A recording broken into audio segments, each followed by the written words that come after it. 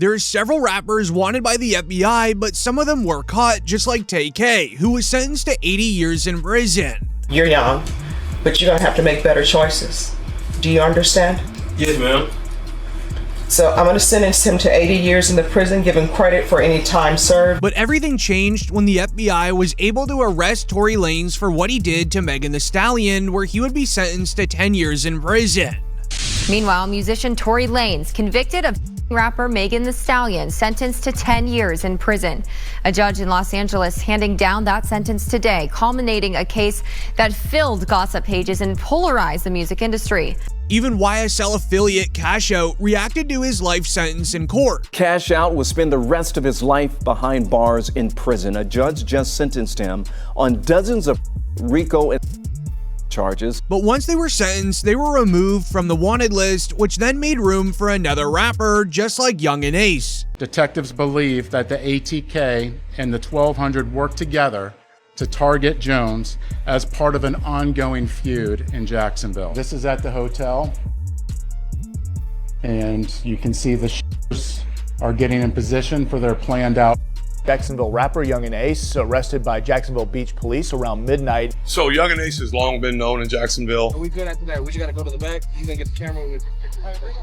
Step back here. Yeah, back. After new footage was submitted into the Jacksonville court system today, DJ Academics would straight up ask Young and Ace if he did it to Foolio, and he had an evil laugh. I mean, some people feel like you were behind that.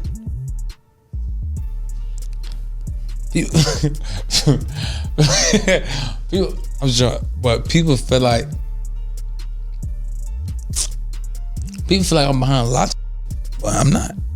I'm not behind. I'm working. I'm grinding every day. I'm grinding. I got a family. I'm working. I'm grinding. I'm trying to be big. I'm trying to be big.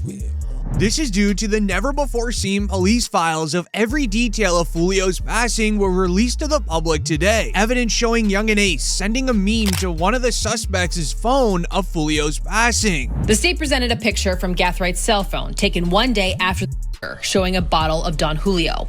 The detective testified that, based on knowledge, this represents an insult to the rapper Julio Foolio. Not only that, but the police also found a live stream from Young and Ace with his mother on the day that Foolio passed away, literally laughing at him, even his mother mocking Foolio. These are my best friends. Hey, chat, y'all know what's going on though. Y'all stop playing with us, Talib. You talking for churches, but you know the f go to a boy for get on your boy.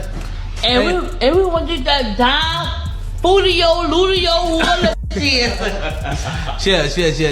These new files contained more than enough evidence for the Jacksonville police to then call out Young and Ace by name, telling them they're onto him and they're going to be getting him very soon. Furthermore, it was found that the shooters are members of or affiliated with rival gangs of Jones that go by ATK and 1200. Jones was part of the 6 block. Detectives believe that the ATK and the 1200 worked together to target Jones as part of an ongoing feud in Jacksonville. Young and Ace has been keeping a trail of evidence against him, proving that he is connected to this crime. Through sending the suspects memes of Foolio's passing on their phones, to even gang members claiming they were offered $100,000 for the passing of Foolio, Young and Ace would begin panicking, tweeting out, "Ain't no such thing as ATK no more. That stuff is gone and over with even an Instagram live video confirming that he is running away from the team issue and he doesn't want the police coming for him. I say no more ATK, it ain't no more. You talking about niggas don't do shit, don't do shit, tripping. Everybody always got shit to say. These niggas, when the time for the lawyers to be paid, where the niggas be at? Got all this shit to say, where the niggas be at though? When niggas need to get buried, when the time to spend that money, where the niggas be? Always got shit to say, but don't be on shit, man. They don't get no feet wet or nothing, man. These niggas be talking, man. What's wrong with these, man? Talking about don't talk like me. Don't get them, man. When I say no more ATK, ain't no more.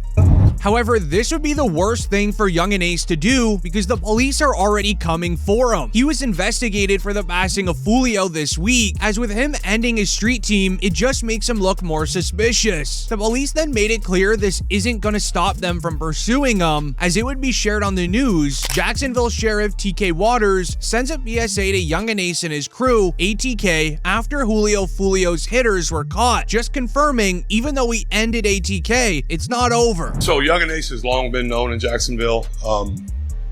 We are consistently monitoring those groups. We have people that are always watching them. I won't speak to the chief's investigation. That's up to TPD.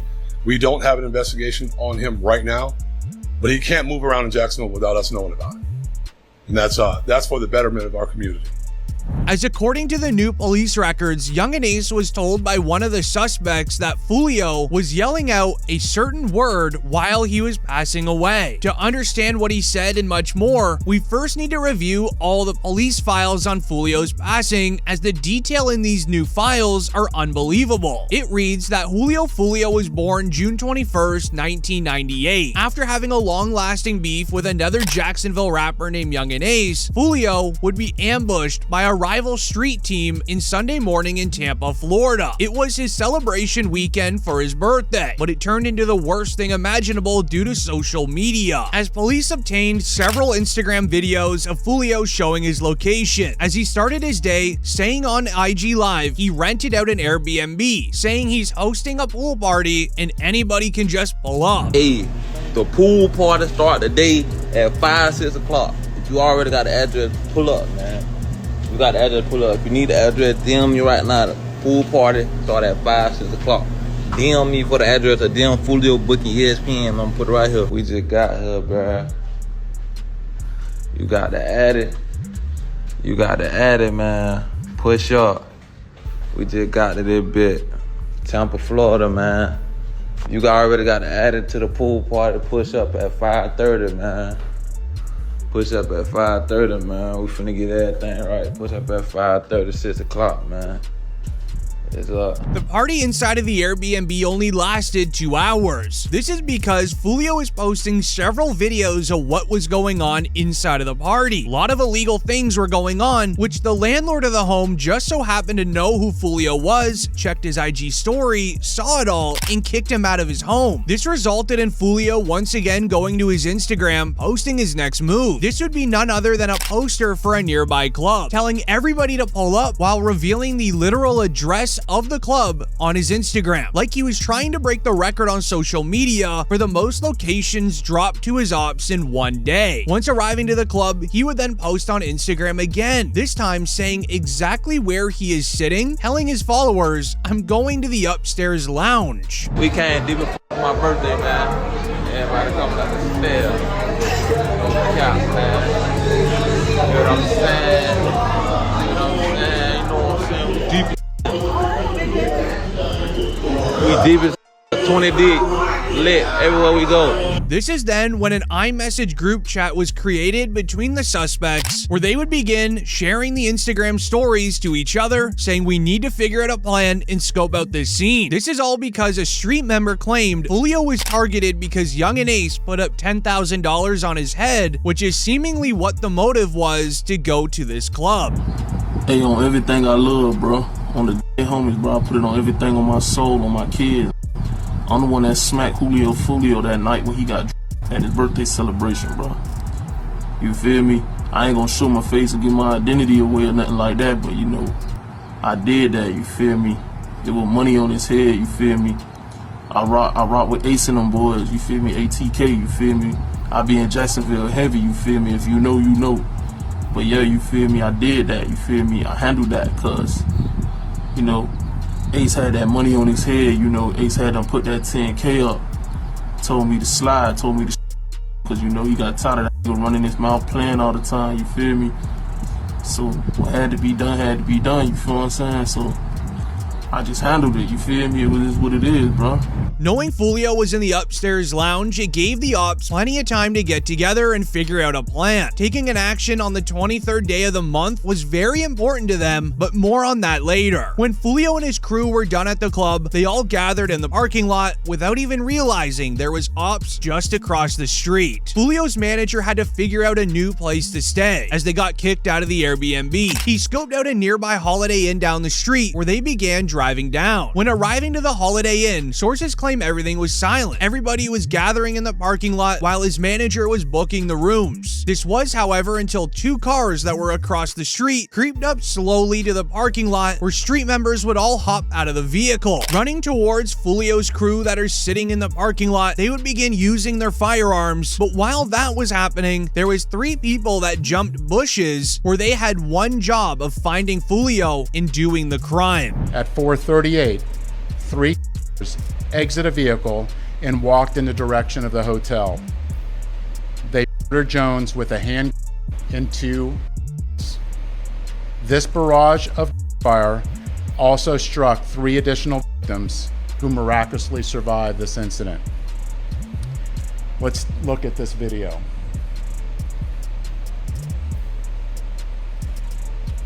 This is at the hotel, and you can see the shooters are getting in position for their planned out.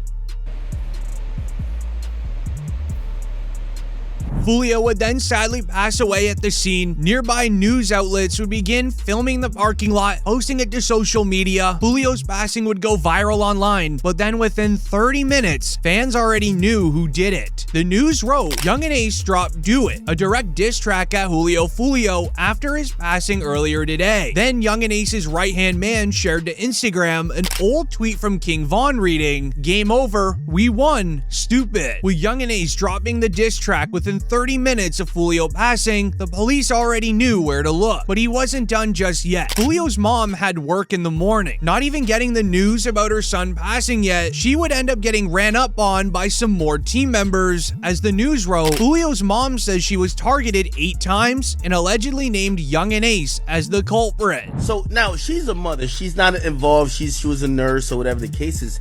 This is what I hear. She got 8 times. The police showed up and asked her, hey ma'am, who shot you? Guess who she allegedly said shot her? Allegedly, she said, I got shot by Young and Ace. Young and Ace was on some type of supervised release at the time. Police go, I guess his probation officer say, yo, you gotta come in now. And they're about to lock up Young and Ace for Foolio's mom.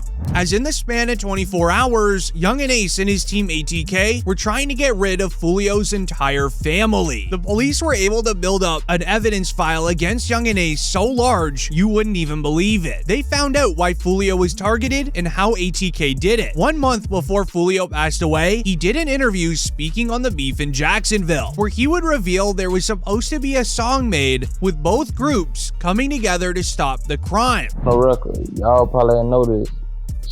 Even though I said what I said, bro, me and J.Dot Breeze supposed to be doing the Stop the Violence song. We probably gonna get that shit in motion.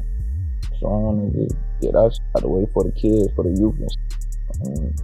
Yeah, we gotta make this look better, man. You and J.Dot Breezy have a Stop the Violence record coming. Yeah, that shit, it's talked about. I DM'd about it. My big cousin wrote him about it too. He said he with it, I'm with it. But basically right now we trying to find a beat. According to the police records, they have evidence proving that ATK pretended to drop the beef with Foolio so then he would let his guard down. He definitely fell for it by posting 40 IG stories in one night, but the feds then connected it to one last thing. This was all a retaliation for ATK Mitch, who passed away in 2022. Now in April 2022, police officers saw Foolio driving a Dodge Durango with an illegal window tint. They had pulled Foolio over to ask him questions when suddenly a prosecutor would show up. Things got very odd. The prosecutor even searched Foolio's vehicle illegally, resulting in Foolio telling the officers who he was. After hearing who Foolio was, he was then taken into the police car and driven to the police station to be questioned about the passing of ATK Mitch. Alright, so I didn't want to bring it up. I know you're going to be upset. Mitch There's some detectives I want to talk to you real quick about what happened to Mitch. How long that's gonna take? Not that long. Depends on you. They just gonna ask what you know about what happened. Once he was taken into the police car, Foolio knew that he would be questioned, and then he was quickly taken in to be interrogated. As the passing of ATK Mitch was still a mystery at the time, nobody knew exactly what happened. He used to come to my mama's house. I used to stay on the corner. He would come over there, show his, you know what I'm saying, support. What type of work do you do?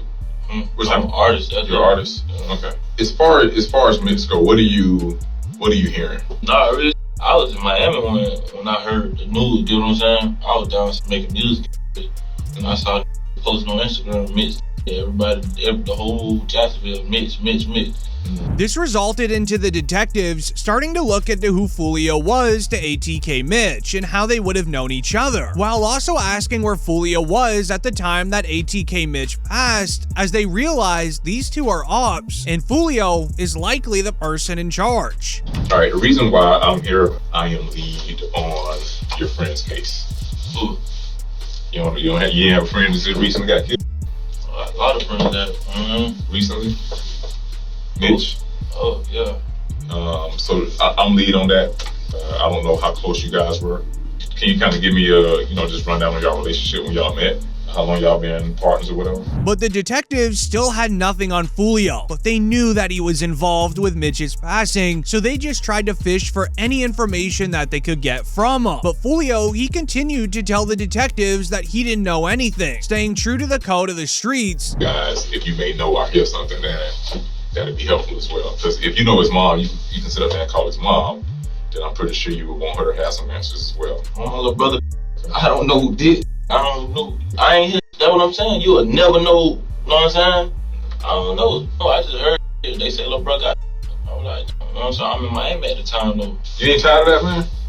Yeah. But I'm known to this. As while Foolio was shutting down any involvement with Mitch, they would ask Foolio why his music is related to so much crime in Jacksonville. His lyrics actually have how crimes happened that the public doesn't even know about, but he still stood quiet. The detectives then got very angry. Do you think that your music or your ways or the way you conduct yourself through your music had anything to do with him? Nah, because even before I was rapping, it was... You get what I'm saying? Like, you can't just say it's my music, that's why somebody, you get what I'm saying? Okay, do you think it influenced someone or triggered someone, like the way y'all going back and forth with it? Do you feel that way? No. A song can't make no do nothing, bro. As with Foolio playing the street code, staying silent, even though the feds knew he was involved, it resulted in Foolio passing away. But the story doesn't end here. With the feds knowing ATK got revenge against Foolio for ATK Mitch's passing, when Young and Ace began to get investigated for Foolio's passing, he would speak about Foolio in an Instagram live in a very mocking way, but he was praising Foolio kind of like they were friends, hoping the police would leave him alone. What you think about Foolio thing, cuz? That's sad, twin. I ain't gonna lie, bro. Y'all boys in the street, y'all didn't leave the streets alone, twin. I'll condone this that, but y'all just gotta stay. Y'all gotta. It's so funny, cause me, bro, like we cool, like we was cool and you feel me? Me and him, like we cool. I was just so funny. I was just talking to Sam. I'm like, bro, you gotta stop the way, bro. You know, love y'all here. Like, stop the way, rich. Like, you know, I with your rich. Stop the way. With all of this in mind, when the police dropped new evidence relating to Young and Ace paying the 5 hitmen of Alicia, Isaiah, Sean, Rashad, and Davion, they knew they had to start putting things in place in order to stop Young and Ace from making income. This is when they would start canceling all of Young and Ace's shows, trying to limit any business income that he makes, so then when the time comes where his arrest happens, he has no money for a lawyer. Jacksonville police and I don't know how they be doing it, but they always call around and cancel my shows. What's up with y'all? What's going on? Why y'all want to cancel my show? I don't even live there in Jacksonville. Why y'all want to cancel my show? Why y'all trying to my money? Yeah, man, y'all trying to my life. Cause y'all worry about what I got going on. I ain't dying. I ain't fucking with y'all. Y'all canceled all my shows, but I just had a show in Temple. Y'all got my show canceled in Temple. I had a show in Virginia. I called, got my show canceled up. I had a show in Gainesville. Y'all canceled my show in Gainesville before. Daytona. You feel me? Like, what's really going on? This resulted in DJ Academics telling Young and Ace to his face that he's gonna be the next one to be dealt with due to all the crime that he has done in his history, as well as Foolio now passing. Whack 100 recently spoke about you and he says, you're next. Why would you say that, bro? Why would you wish that for me? Well, I don't know if he was wishing that. I think he's just thinking about, like, you know, in terms of, you know, people want to get the target, like the high profile target, and if Foolio is out the way, now they're like, well, the only way to make another thing is you. Why wish that on me, bro? Man, bro, I've been living my whole life. I'm not letting you get up on. I'm not letting nobody get up on me. So I don't. With his passing now, right? Does it mean that this whole situation is over? There's never no situation. But what you didn't know is that Young and Ace was already tried by Foolio. According to police files, Foolio tried getting Young and Ace a few years ago. In the process, Young and Ace was the only one to make it through. Meanwhile, 3 of his best friends, including his brother, all passed away, where Foolio would end up paying a nurse at the hospital that Young and Ace was at to record him. I'm trying to come for him. I'm trying to hold RJ.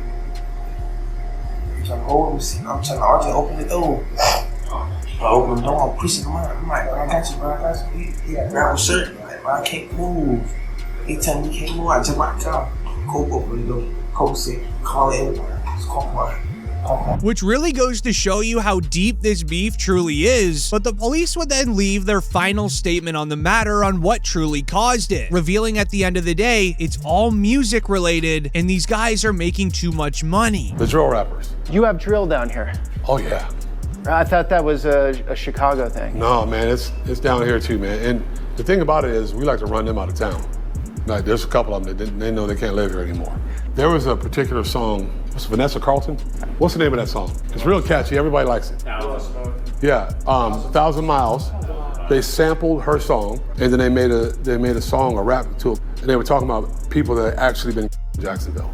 About 5 or 6 of them, right? They named in that song? They did name them, yes. But that's what drill rap is. It's nonsense, but it's impactful because they're talking about people that have actually been, those people have parents, they have mothers, they have fathers, they have brothers and sisters that feel the effects of what's going on. They think it's a joke.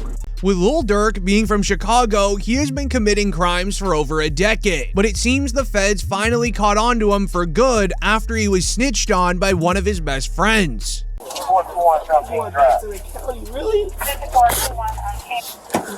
Come on.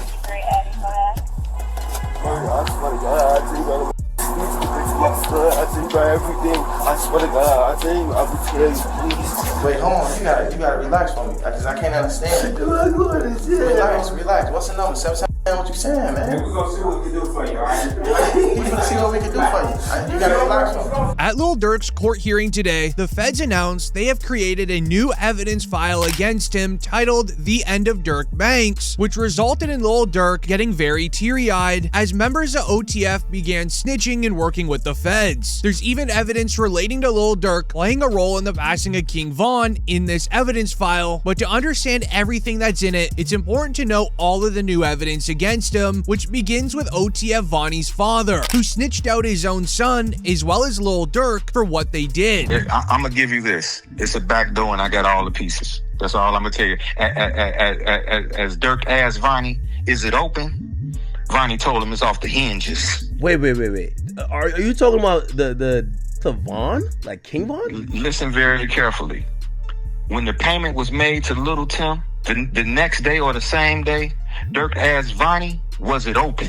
This is what he asked him. Was it open? It was the exact words, was it open? He told him it's off the hinges. Are you saying that Vonnie backdoor King Von? No way. That was right here. You heard what I just said. Guess what? You need motive first, right? Yeah. I got bankers that'll testify that or will make a contract or make a statement to you and let you know that this is the amount of money he had, this is what he had, this is that, another. You need motive first and foremost. I got text messages from the lawyer letting you know that who told on Durk before, who told on Von before he got. As in these new evidence files, they have clips of an academic's interview with OTF Vonnie's father, who would end up exposing everything that OTF did and why Lil Durk wanted King Von gone. The police even noted at the time of King Von's passing, Durk and him were facing a case together. However, it ended in a private settlement once King Von passed away, meaning there's a high chance that he made a private deal with the feds, putting the crime onto King Von. Why would Durk want Von? Okay, all right, man. Let me give you this. First of all, you didn't sign your rights over. You ain't in no 360 deal. First of all, you can't bring nobody into the business and they surpass you. How you bring me to the table and I pass you up? Don't nobody want their chief spot taken, do they? That's an interesting dude was thing. a slack. Dude was a. He was signing the boys. He was a. Von wasn't no slack. That's interesting. I did find out that Von didn't have any contractual ties to Durk like that, which was interesting. I mean, come on, man. He wasn't even signed to him. How's this his friend? He lied on Breakfast Club and said, "Hey, you think your man would be sitting here with $300,000 worth of jewelry on and he not have an attorney? He had a public defender."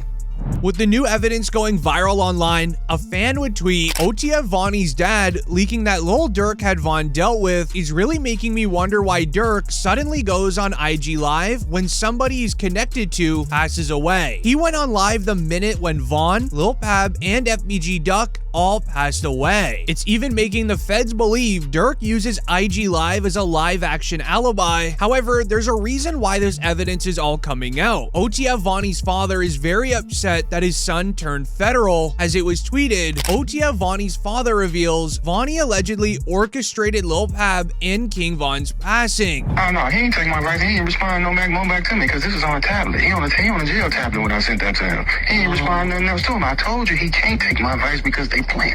They made themselves get caught. This is what come along with it. They wanted to get caught. You understand me? So, that's what you meant by trenches of paint. Okay. What you mean trenches what? Was it you that said that? With the whole narrative about Vonnie snitching with the text messages? Like, that's... Yeah. I don't know who said that, but that was me. But that was a focus. Everybody was trying to make it seem like that's what the text messages was about. That's just saying what he finna cop out to and this, that, and and with me saying Von, some people like, damn, what he gonna tell on some words on Von? I ain't gonna lie, I said that in my video. I'm intrigued to know what the Von name was for. No, he ain't gonna tell him no Von. You gonna tell it just like you orchestrated Lil Ted. You orchestrated this, and guess who you work for? With Vonnie's father leaking all this info, the police would then investigate into him, where they were able to find information that Vonnie's father is from the streets, where if somebody snitches, you can then snitch back on them, and he didn't hold back, even though it was his own son. It was announced, Chicago rapper Lil Durk's sister-in-law calls King Von's cousin OTF Vonnie a rat and a snitch amid M for Hire Fed case in an IG post, which is her way of confirming everything Vonnie's father just said is true. In today's court hearing, it was also announced OTF Vonnie is no longer in the Bureau of Prisons custody, meaning that he's been released from jail, likely on a house arrest, which also means the feds validated the evidence that Vonnie gave them and it all came back correct, which is why they allowed him to be released. OTF Vonnie was able to get his hands on a cell phone and he would text a close friend to him who would then later flip on Vonnie leaking everything, as he's also not rocking with Vonnie snitching. OTF Vonnie texted him, yeah, and I'm trying to plea out on a 32, which is the base for M for Hire. Max is 43 to life. I'd get -2 points for the plea, -1 point for an early plea, -2 points for no background, so I'll only have 27 points, which is only 5 to 7 years. It's better than that. I can't go to trial. I might get an elbow. I don't want them to do me like them other boys. As when OTF Vonnie says he doesn't want to get got like them other boys, he's referring to OTF Jam, who also snitched on Lil Durk, but he was caught lacking in a crib outside of Atlanta and he was dealt a punishment, but more on that later. However, Vonnie's father is extremely upset that his son turned federal, where he would end up exposing exactly why he snitched on Lil Durk. In OTF, there is only 3 main guys left: Lil Durk, OTF Vonnie, and OTF DD. OTF DD has a younger brother named Lil Ted. Ted, DD, and Vonnie are all related with extended family, but it was announced, the new Lil Ted body cam footage of him begging to snitch against Lil Durk and OTF members have changed the case. Durk's lawyers submitted paperwork for an extended time on their bond proposal. This raises question of, what did Lil Ted say to the feds? As Ted is known as OTF DD's younger brother, who is Durk's main guy, who is related to OTF Vonnie, as he likely knows all of the deepest secrets of OTF. When he was arrested at a local convenience store, he was seen having a firearm in his jeans pocket, and he was very upset when getting arrested. Really? Dude had a. What about that? A man had a with an extended clip. That's cool though, right? At this moment, Lil Ted was then driven to the police station with the nearby police recognizing him due to who his older brother is. Before even getting inside of the police station, he already had tears coming down his face as he would yell to the police, "I swear I'll tell y'all about the passings," hoping not to be placed into a jail cell, but it was already way too late for him. Come on.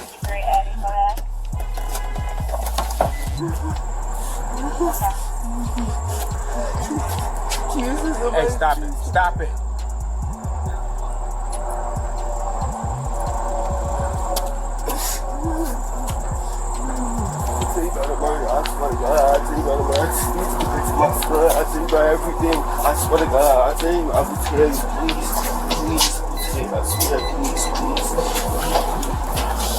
Being placed into the waiting cell, Lil Ted would then break down even further, crying his absolute eyes out, wanting nothing more to just snitch on all of the OTF members he knows did crimes, just so that he can get out of jail, go home, and never have to go back again. Wait, hold on. You gotta relax for me, because I can't understand it. Relax. What's the number? 7 what you saying, man? We're gonna see what we can do for you, alright? We're gonna see what we can do for you. You gotta relax for me. Relax, man. I'm gonna get a bus to prison. Relax. Give me no,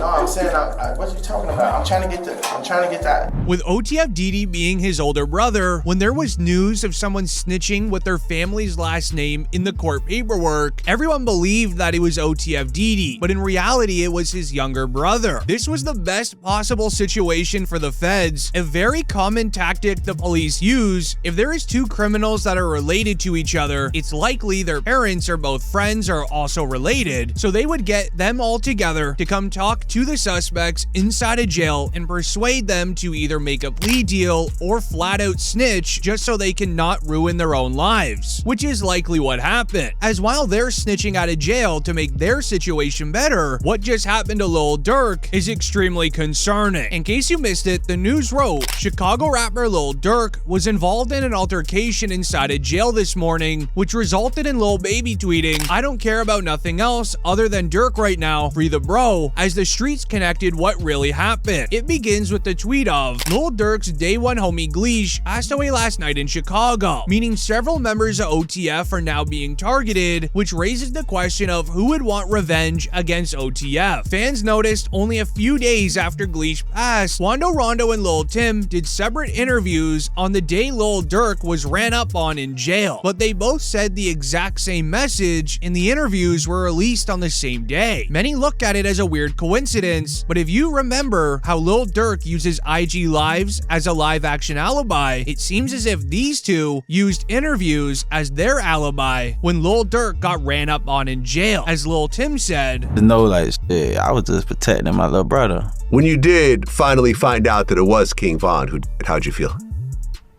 I was like, damn, if Brian did that stupid shit last night, he still would have been alive. That's how I was. But I was like, shit, I ain't no the type person I am. Like, I'm a humble person. I ain't no disrespect to like his mama saying f him and shit like that. Cause I could easily get on that type of stuff and be clout chasing type. Like, I ain't on that type. I'm a humble person, but it's like, they ain't never popped that shit off. That would have never happened like that. This even led into Quando Rondo saying the same thing, saying that he wishes it was handled a different way, being very respectful to Lil Durk, even though what he did to his best friend. Whoever on my side, they got kids and a mama that 100% love them.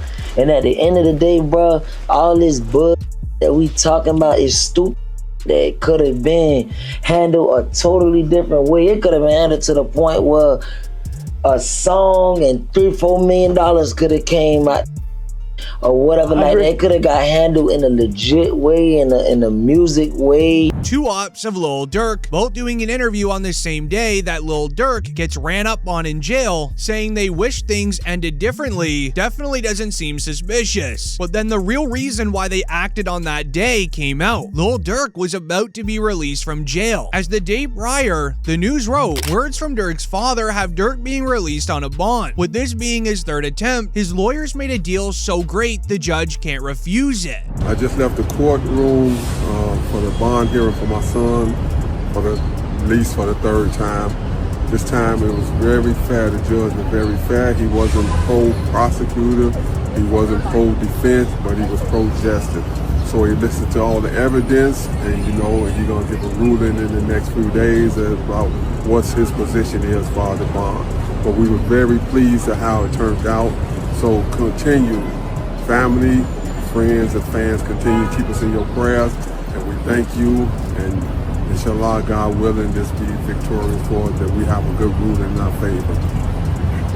As the prosecutors dropped evidence against Lil Durk, which resulted in him getting a release date. To understand when, you need to know the news wrote, today Lil Durk's court hearing had the prosecutors telling the judge they are willingly throwing away evidence against Durk, while reading it out loud during his court hearing in front of everyone. I wonder how this will affect the rest of his bond hearing, as when telling the judge they want to dismiss this evidence, they read it out loud to him, saying, quote, Durk rap told me they got an Addy go, got location go, look on the news, see your son screaming no, no, while also showing that it was connected to this news report of. Right now, the search is on for 3 people who police say at a Savannah rapper, a member of his entourage.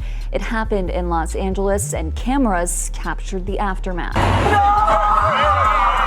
This man, a passenger in that car, frantic at the sight. Mind you, the judge was making his decision on Durk's bond release when the prosecutors read this out loud, which will definitely be in the back of his mind when making his final decision. But to know what his final decision was, it's important to know Charleston White had a few opinions on it. This is a real victory.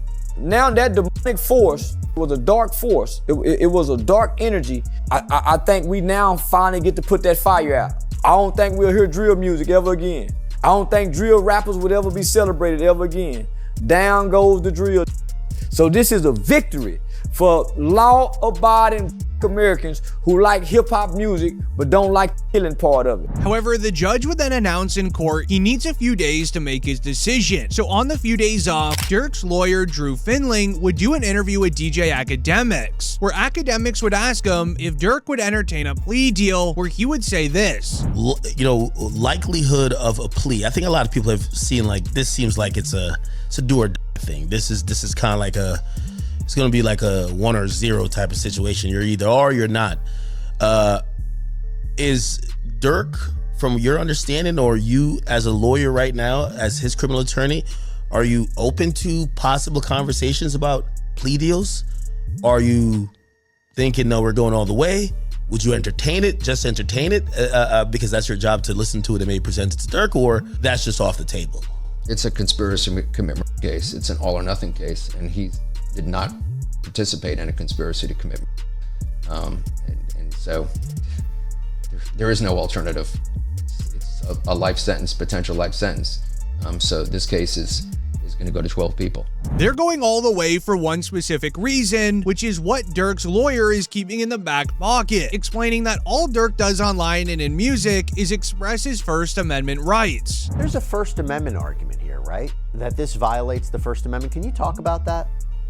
Right, for sure. I mean, I'm expressing myself. I can say the things that I want to say in a rap record or any kind of record. And you could go back and there's country records and there are pop records and there are R&B records that talk about all kinds of things. It's just that there's this notion that with hip hop, quote, glorifying violence, that suddenly now we're going to use these things to prosecute them. But does that mean that the free speech, the First Amendment has gone away? No, absolutely not. He can absolutely rap about what he wants to rap about And that doesn't mean just because the story is valid. But sadly, in the coming days, Lil Durk's bond release would be denied. But it's because of what OTF Jam gave the feds as evidence. He provided to the police, and it reads, over 230 gigabytes of digital evidence, which includes audio recordings, video surveillance, and 20,000 pages of reports, are now being processed as discovery, as OTF Jam has worn a wire around Lil Durk and OTF members for over a year. The court update read, the feds believe Durk paid to get these two people dealt with. Number 1, Stefan Mack, who got Durk's brother D-Thang. Number 2, OTF Jam's baby mom, who passed away after Lil Durk found out he wore a wire around him. Feds believe Jam is the key to putting Durk in jail for all 3 crimes, as it was this Instagram live where Lil Durk noticed Jam was wearing a wire, where he was seen holding the top of his jacket, whispering in it.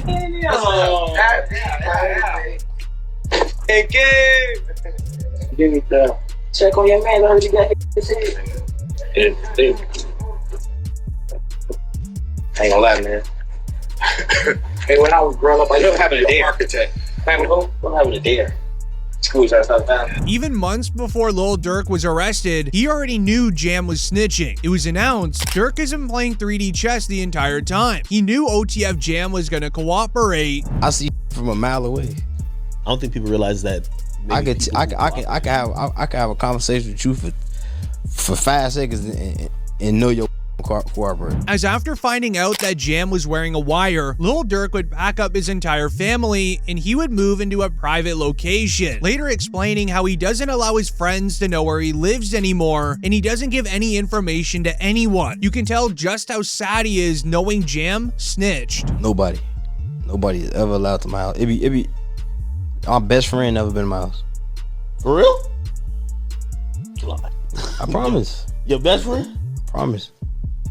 Like, it's people like that I just don't allow around my girl and my kids, cause it's like I'm just a different type. I'm not the. We can have family night at Durk house tonight. It's the. You gotta watch. Everybody at Durk's crib. Yeah, we gotta. Everybody getting watched. We gotta watch everybody. Hey, they go too close to them kids. You know what to do. Like, that's how I play. Like, I don't play. I see from a mile away. I don't think people realize. OTF Jam is also the same man that Lil Durk gave $50,000 to during this IG live. But I want you to watch those in the background of this video. They're very important for what happened next. You know what's name, but steady crying, huh? He's steady crying. Feed him. Feed him. Get the milk so big mama get the tripping, bro. See that? Feed for my baby. That's really how y'all hold y'all babies, ain't it? I gotta hold my money like this. It's too much. Crazy though. Sitting up there doing all this, sneak this and internet games and all this. Up some money, do something. Like, we winning, bro. I can do it. Whatever it is I want to do, I can do it. Just not what I want to do what I want. Y'all can't do that, bro. Goof, bro got out what? You know that how many you did now? How many years I did it now? Yeah. That's your leg bit. 12? 12. That boy popped out 12 years. Yeah. So much money. We really just get in order to just figure out the lanes, man, boy. Now, the feds investigated those in the background of that IG live. They ended up piecing it together that these are the same people that were jewelry shopping with King Von, but they're also the same people that went out to Los Angeles and did the crime of Lil Pab's passing, meaning they always rolled together. Solitary stone. We just looked at him. Let's go over there. What up, bro? Boss, you good? My boy. Let's go. They got real in here, man, because he just stepped in. The money man just stepped in. However, Young Thug has been on criminal lists his entire life, as he was just added to another one for breaking his probation. Only Channel 2, by the way, was in Buckhead Monday night as police arrested the rapper Young Thug, whose real name is Jeffrey Williams. We showed you this exclusive video on WSB Tonight at. You guys are flying. You're going over 100 miles an hour down the metro. Can I please get a warning? Please. But if I was a cop and the person told me, I'll be like, I might have slapped him like, I want to give you. I don't want to slap so f***ing bad. But you told me that your license, you just got your license back. I ain't gonna get your license. I've seen one too many bodies. I promise I won't do it again. I've seen one too many bodies, man. You know how many of those homies? Young Thug has just violated his probation agreement that he made in the YSL Rico trial. From crashing out on IG Live, Twitter, and even dropping a snippet diss track towards Gunna, it resulted in the news writing, the state of Georgia has filed a motion to revoke Young Thug's probation and send him back to jail. This is because the moment that Gunna announced his album titled The Last One, Young Thug first crashed out on IG Live. I ain't even talk about these fake guys and fake houses with these pools you can get put out of in the next 2-3 years and all that cheese. We ain't even finna talk about none of that. Like, that is the topic of, I guess. Yeah, your spot out right now. You gonna put it on Instagram. I bet you put it on Instagram. At your house out. On God. You blocked from your page. I'm following your, I'm on your from my fake page. Can't about to black me. I still see it. You post a picture. That ain't me on that picture. Lane green. The whole world been thinking that too, man. I'm finna say, so gonna say something about that, man. That ain't me with that skirt on that with that hat. Man say he got more hits than me and Kendrick. Bro, your ain't got more hits than Kendrick, and you ain't damn sure ain't got more hits or anthems than me. You hard. Why you tripping? And I ride past your house for sale sign up. Now you done went and took your whole money and put down on that goddamn house out there, man, and you couldn't finish paying it off. Now the lady that came took her shit back. Now your stupid gotta sell it. But once the album was fully released, Young Thug would then reply on Twitter, "Nobody wanna hear that stuff." This rubbed Gunna the wrong way. He would post on his IG story before deleting, "Just be quiet, bro. I don't mess with you no more. You unfollowed me because you ain't on the album." As the name The Last One is because this is Gunna's last album to finish out his contract with YSL, Young Thug's label. This even resulted in Young Thug sharing a snippet in a club party that he was at where he disses Gunna straight up. Young Thug ain't even doing subliminals. He's just straight up naming it. Hear this. He said, "Yeah, Gotti, he tricked me for some years. I ain't know that was telling." And then he says, "The only reason I with you, Gunna, it was because of Troop." Now, Troop is like some other Atlanta. And supposedly that's how the story of how he kind of meets Gunna. But Young Thug is flat out saying it. I don't rock with these rats. That's what he's saying. He believe they're cooperants, okay? Now, you know, there's a tasteful way to do it in music, and there's a I don't give a let's crash out drill music type of way where you just say their names and call them rats. This is completely against his probation agreement, raising the question of why is Young Thug so angry, as academics would then explain the hidden details, which is important to hear. Gunna's plan, I'm telling you this is a fact. He always thought Thug would be free. But he thought that once Thug got his freedom and didn't get all those years, granted, I think he got let out maybe a year and a half before Thug. He thought Thug would forgive him. Thug would be like, "All right, bro, yeah, you right. Like, what they caught you up on wasn't really, it's all good. You're my mans. You're still." Thug is not letting it go. So Gunna at that point realizes, not only is Thug free, there's no place for me on YSL anymore. And there's no love and there's no more returning to that friendship. Gunna always wanted to get back together. Thug never wanted to. And now, Gunna has accepted that. What happened is that Gunna had a YSL tattoo. He's now covered it up. You see some flames. This is the new fit Gunna. He's covered up YSL, the snake, and also the word YSL. With the back and forth between Young Thug and Gunna, it resulted in thousands of fans spamming Young Thug, "Just forgive Gunna for what he did. Stop dissing him because you're gonna go back to jail." This made him laugh in the studio later on that night, showing that he's just fine, and whatever issues come his way, he's ready for. P, that's some pounds, P. I'm gonna show me away, P. Go pound, go make bag. In that bag. I'll take. Go ahead.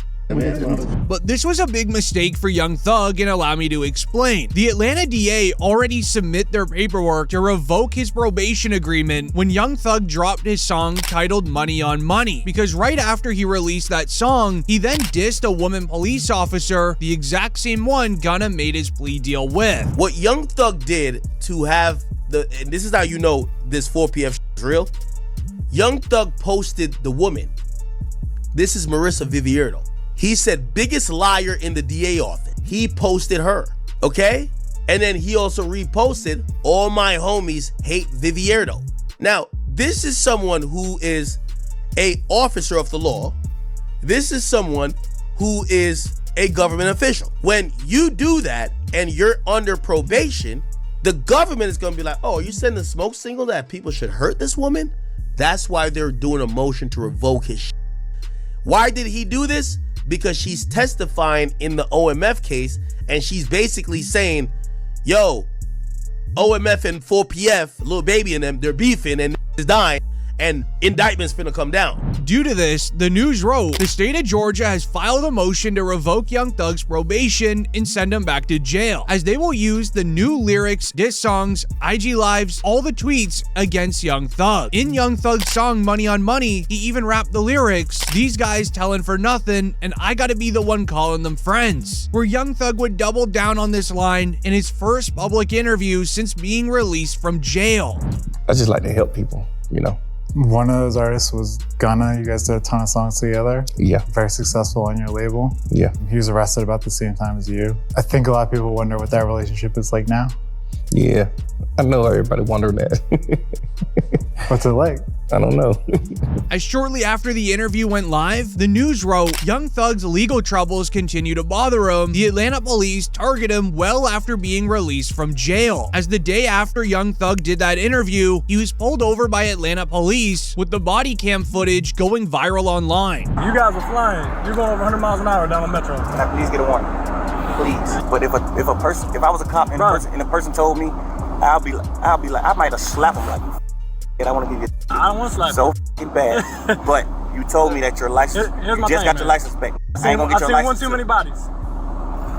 I promise I won't do it again. I've seen one too many bodies, man. You know how many of those homies? This made Young Thug extremely angry. Later on that night, he would tweet, if you're a rapper and you rat, you just gotta go gospel. This went viral because of one person's reply that tweeted back to Young Thug saying, you are literally not even legally allowed to rap about gangster stuff anymore, bro. You go do gospel. This gathered 100,000 likes, but also 3 million views, which sadly got the attention of the police with how viral it went, which resulted in news of Academic speaks on Young Thug getting released and says the stipulations are a setup for the court to put Young Thug back into jail, explaining how it's all a setup for Thug to eventually fail his very strict probation agreement, then not even be able to defend himself in court because he'll go back to jail. I know some of his fans think he beat the case. He definitely didn't beat the case. Beat the case means you got no stipulations. The Young Thug thing is a win, but it's also a huge setup.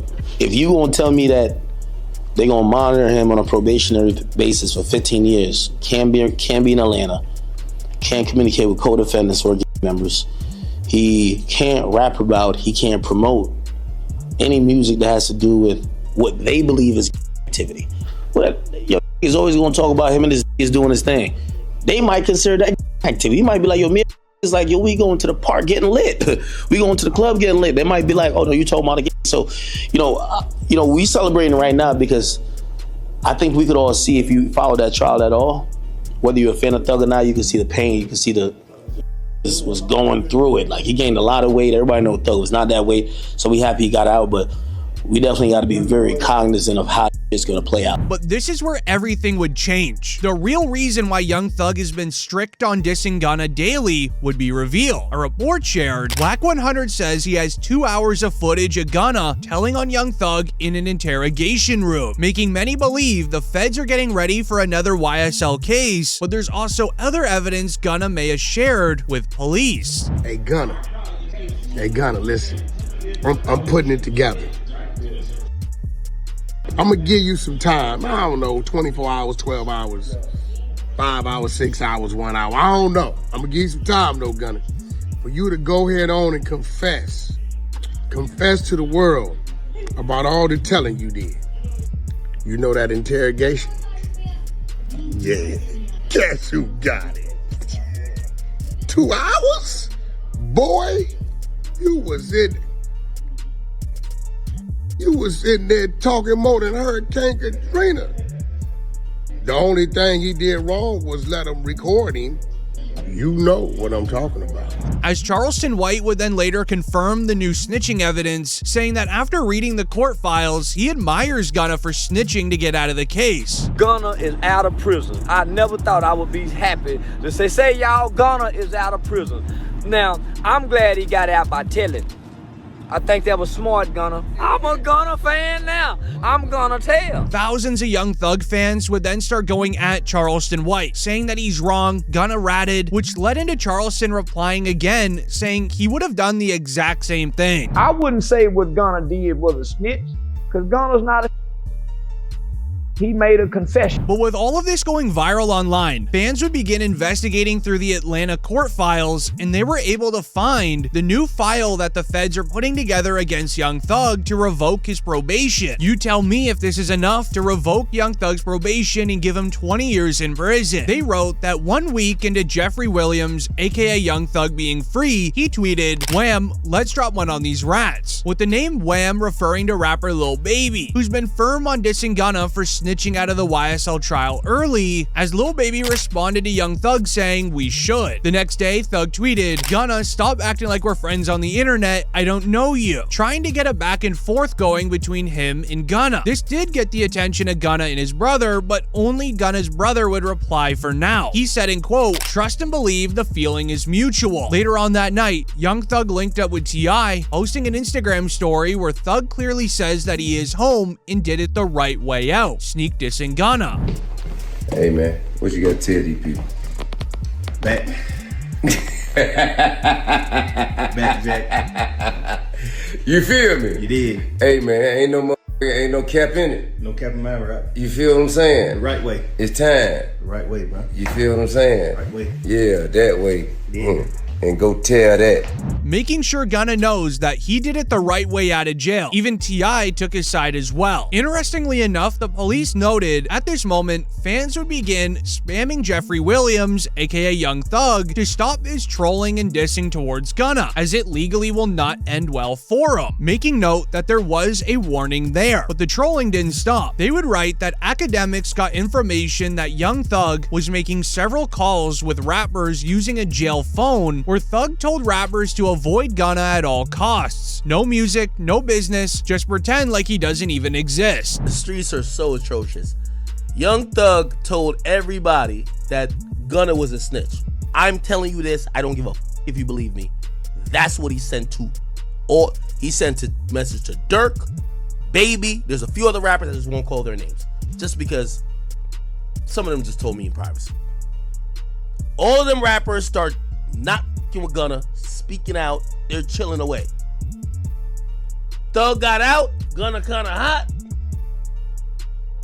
Ain't like you're trying to really like jump and work with Gunna, but here's where things get weird. Why would academics talk about this 1 year after Young Thug is released from jail? Police believe that Young Thug wanted that information out to the public, but he legally cannot say it himself. So with this going viral online, Gunna would finally respond, but he did so throughout his lawyer. It was written, "I was Gunna's attorney, but I am not speaking on his behalf. This long post is solely to set out the truth that Gunna did not cooperate. He did nothing and said nothing to affect Young Thug's case." And you have personal knowledge that members or associates of YSL have committed crimes in furtherance. Yes, ma'am.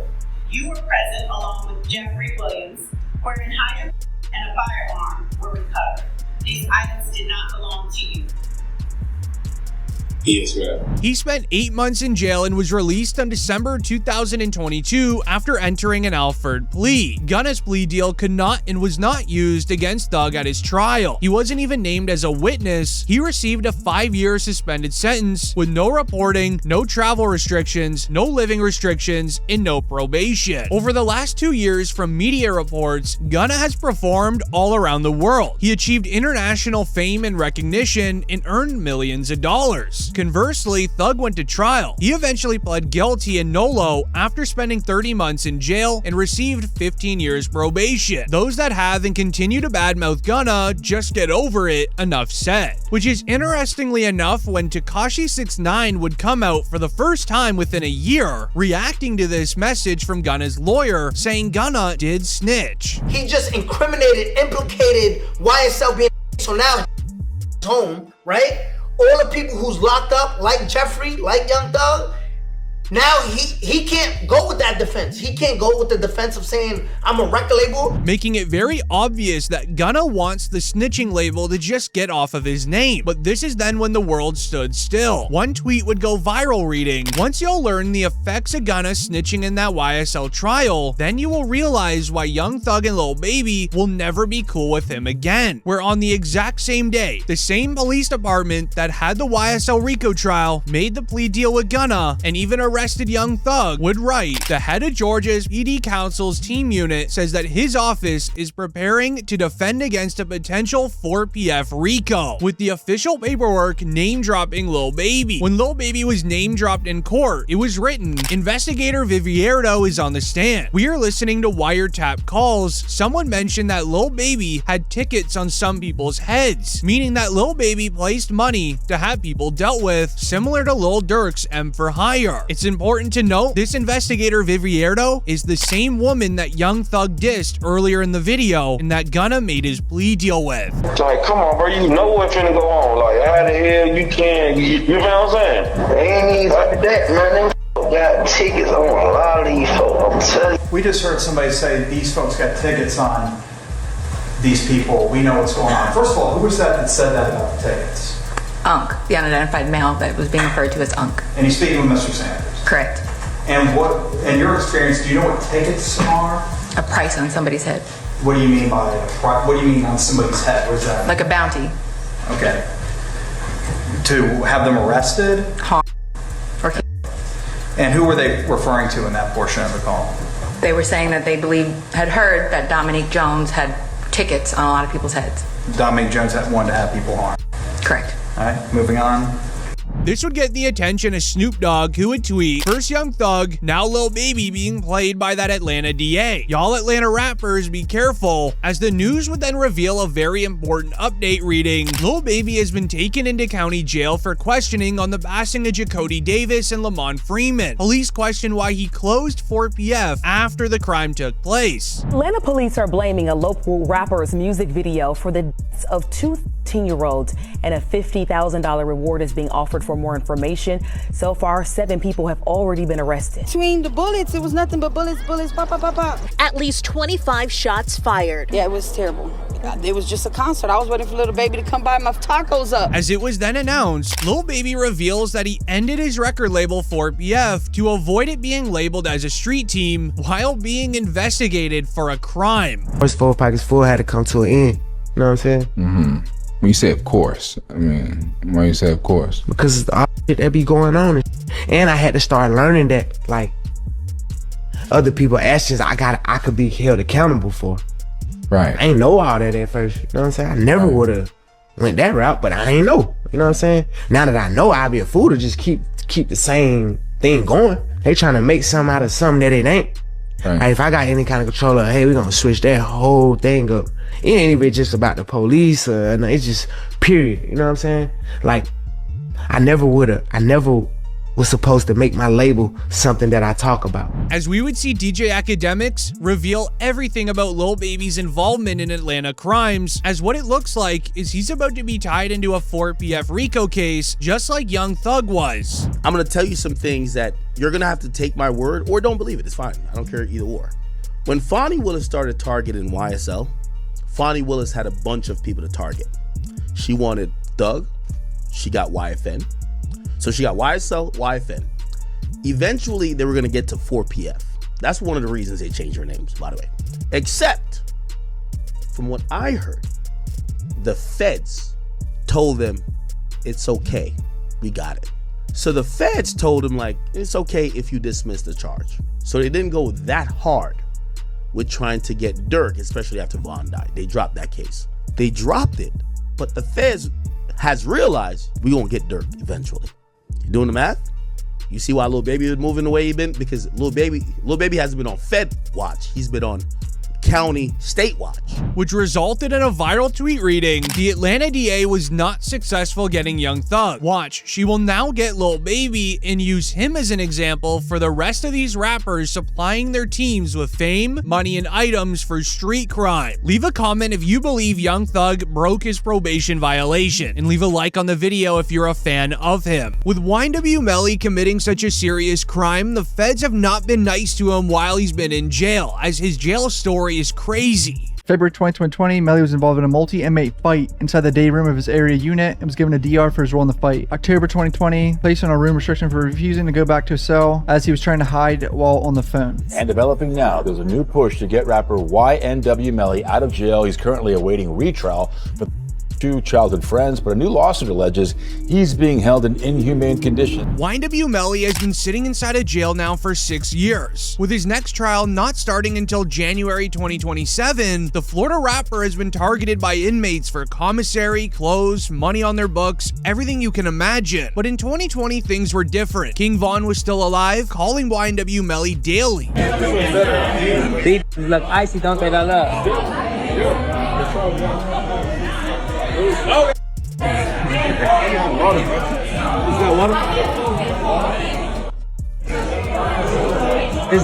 YNW Melly was so relaxed while in jail, he was purchasing $100,000 chains like he was still out in the free world, making them custom via a jail phone with his jeweler. Even his brother YNWB Slime called him out for such a ridiculous purchase. I would assume that he spent a lot of money on lawyers.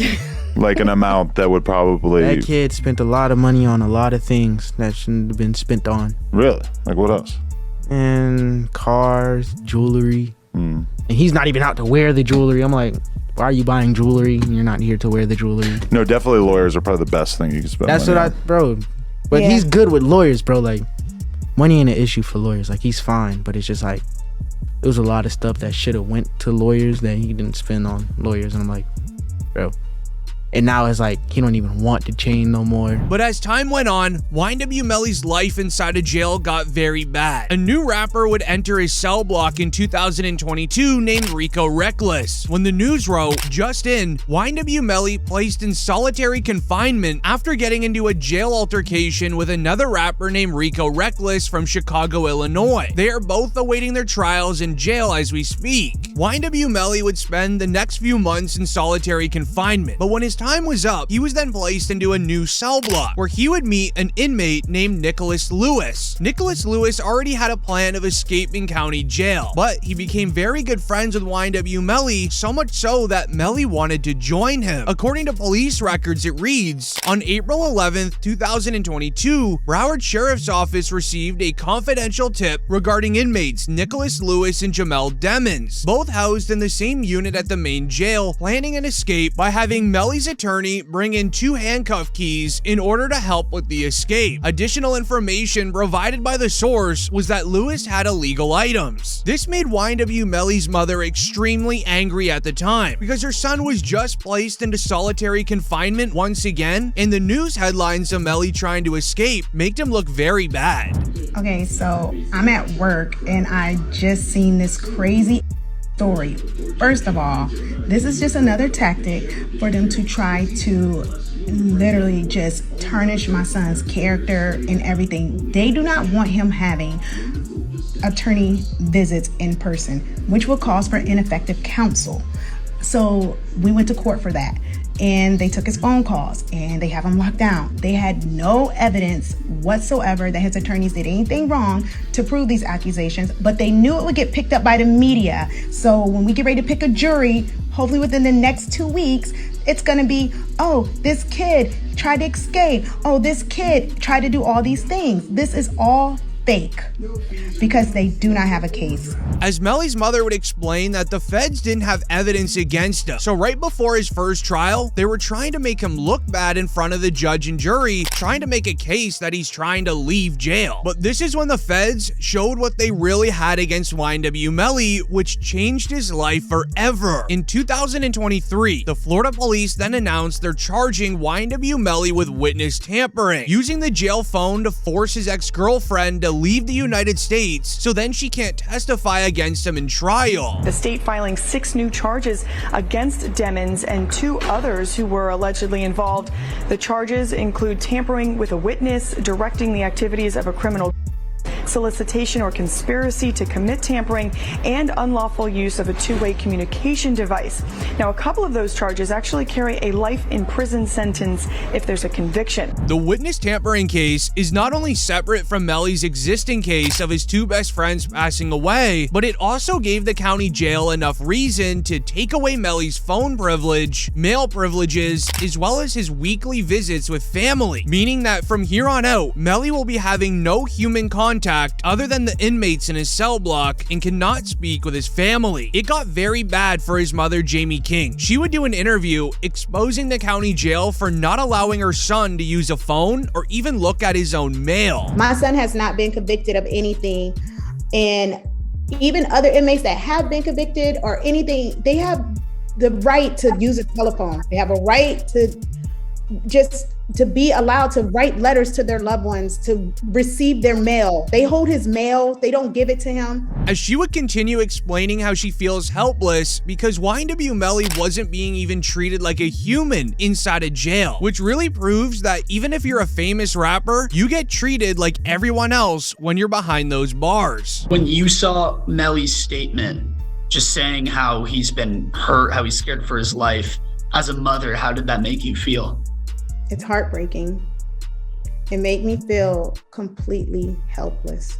Broward Sheriff's Office definitely needs to be investigated. I mean, they are making up their own rules. We've tried to go to court about this situation. The judge really doesn't have any jurisdiction when it comes to the jail, because we actually had a hearing about the mistreatment of him, and the jail they make their own rules. And I don't think that's fair, because I know that they need to answer to someone too. This would end up getting a lot of attention from the media, with even local news announcing that YNW Melly isn't being treated right in the county jail. This led into Charleston White reacting, sharing that this is what YNW Melly should be living like. He shouldn't get special treatment because he's a famous rapper. The YNW Melly, I'm so happy he in jail getting mistreated. Yeah, I'm so happy he in jail getting mistreated, homie. Homie, when you take a life, homie, you ain't got a right to complain about a motherfucking thing about being mistreated when you done chose to play somebody. But on the flip side, rap OG Boosie would give a different outlook on Melly's life inside a jail, speaking on the stress that Jamie King has also been going through. Okay, so then I met his mama while he was in. Oh, okay. I met his mom while he was in, and she real, bro. You know, she real. She's stressed out. I heard she had a. Yeah, she real, and I reached my hand out to him, cause I'm real. Yeah, I reached out to him, bro. I met his mom, and she a good woman, bro. And when I see them mamas like that, it remind me of what my mom was going through, bro. Every rapper's opinion would then be changed after the police arrested Melly's ex-girlfriend Mariah at the airport, who is the one that was out of the United States for a few years. She missed her family. She really wanted to come home, but while doing so, she was immediately arrested at the airport. Mariah Hamilton is spending her first day at the Broward County Jail. She has no arrest record until now. U.S. Border Patrol agents arrested her at Miami International Airport Monday after she arrived on an international flight. Court records show Hamilton was ordered to testify in Demon's first trial in 2023. As the judge made a deal with Mariah, saying that if you agree to testify against Melly, you're free to go home until trial. She accepted it instantly, making it the worst news possible for YNW Melly, as they found disturbing evidence on Mariah's iCloud account of proof of YNW Melly forcing her to not testify in the last trial. This is witness tampering, and it's clear as day. The moment she confirms proves it in trial, YNW Melly will be sentenced to life in prison, regardless if he's actually guilty as sack chaser in Juvie's passing, as YNW Juvie's father even knows that Melly witness tampered, exposing it in a public interview. Are now charged with witness tampering. There was this kind of crazy way that Melly was communicating. He wasn't allowed to use the phone, but he was passing notes to people, and then this person's calling this person and then that person. Saying like to me, they going through extreme measures, try to cover up or convince people not to testify, like Mariah mom. They was using code words like Rihanna and A$AP Rocky's baby mom. And with all of that together, it's why YNW Melly cannot even use a phone, look at his mail, or have weekly visits with family anymore. But his life in jail has only gotten worse from here, and let me explain. We're now in the year of 2025, where it was announced YNW Melly's double retrial has now been postponed once again. During a hearing on Friday, the 4th District Court of Appeals granted a stay in the case, allowing time to consider a motion by the state attorney's office. The stay means the trial will not begin in September and has now been pushed back into January of 2027, meaning Melly is bare minimum staying in jail now for 2 more years. But with the trial delayed, it gives the feds more time to make a deal with YNW Bortland, which is what they have already began doing. The news wrote, and no communication order has been filed in the YNW Melly trial. The order makes Melly and Bortland completely separate, no talking, no lawyer talk, just silence, as the prosecutors are forcing YNW Bortland to snitch by trying Melly and him together in the next trial. Issue here, and you can try them together. It is to the benefit of the state to try them together. It just more efficient. You don't have to do things again and again. Do it all at once, and also you get a better chance of having them incriminate each other during the trial. It benefits the defense to sever it. That way they can point the finger at each other and get away with it. So this is what's going on. But I don't think it should be automatically severed because the state is seeking a penalty for Melly, because it's only the penalty phase of the trial that would be different, not the guilt phase. The guilt phase is the same. They're both capital crimes. You're seeking the penalty on one, not the other. But that goes into the second part of the trial, the penalty phase, only if Melly is found guilty. Having YNW Bortland will leave Melly found guilty in the next trial due to him being able to confirm all of the evidence against Melly. As the judge announced, Melly will be tried with Bortland in the next trial, whenever it is. Mr. Henry is going to remain set for trial September the 10th at 9 o'clock with Mr. Demons, pending whatever future motion that I may hear. I'm in another capital case right now. I have 4 hearing dates left available between now and September the 10th. I gave the parties those 4 dates, and I'm holding all of those dates and times open only for these 2 defendants. So anything that you need me for, okay? Yes, sir. If Bortland knows that he didn't commit this serious crime, he won't physically be able to sit there and just be sentenced to life in prison, making it very likely he'll then point the finger against Melly, just like Melly did against Bortland in the first trial. Now, what you didn't know is Melly and Bortland have not talked to each other since the original trial. This is because Melly's lawyers stood up on the first day and said it was YNW Bortland who did it. Those were his lies. Cortland Henry shows up at Memorial Hospital, Miramar. You don't see him sitting there, but where you will see him sitting is in the driver's seat of a car with 2 bodies, car riddled with bullets. And when he shows up with a change of clothing, change of shirt, powder residue on his hands, evidencing that he had discharged a firearm. And he lies. He lies about where the incident occurred. He lies about how it occurred. And he lies about not having a phone. I think it was Miss Bradley herself who said, everybody has a phone in his pocket, not Cortland Henry. Melly's own lawyer revealing that it was Bortland that was lying to the feds. It was Bortland with powder residue on his hands, and he was the last one with Juvie and sack chaser. They even went as far as to bringing a forensic scientist that covered the passings to go into further detail of Bortland having the powder residue. So the right hand of Cortland Henry contained 0 particles characteristic of powder residue and two component particles. and the left hand contained one particle characteristic of residue and one 2-component particle. Okay. And can you explain to us what that means?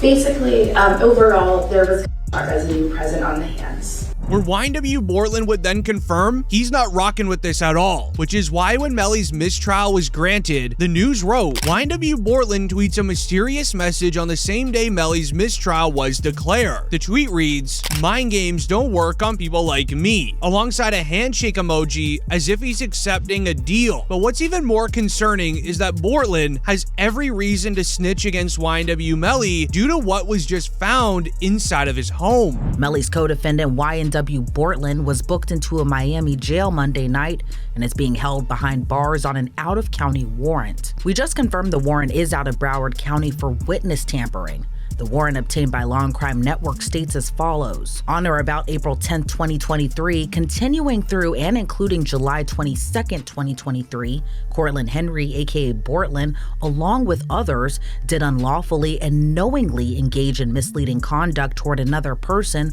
with the intent to cause or induce them to withhold testimony. The warrant continues the alleged witness had been summoned by the legal process to the jury trial of Jamel Dimmons, aka YNW Melly. The dates in the warrant are important. Jury selection for Melly started in mid-April, and a judge declared a mistrial on July 22nd, the same day the warrant claims Bortland allegedly tampered with the witness. As it was announced by Bryson Paul, here are the images of alleged notes discovered during the home raid of YNW Bortland's home last week as filed into the Broward clerks, where in these photos, Bortland drew out on a piece of paper where certain jurors were sitting alongside a description of what they looked like. As before the original trial began, there was a jury day where everyone got to introduce themselves, but YNW Bortland was at the courtroom speaking with the judge about when his own trial is. He kept a mental note of what all of the jurors looked like on the right side of the courtroom, went home and drew them all out on a piece of paper, really looking like he was about to go slide for YNW Melly if these jurors found his best friend guilty. To keep it real, this is sloppy. Bortland, how the f you gonna have the notebook of the jurors in your house? Holy shit. Like, come the f on. It's like doing a and having the surveillance tape in your DVD player or something like that. You know what I mean?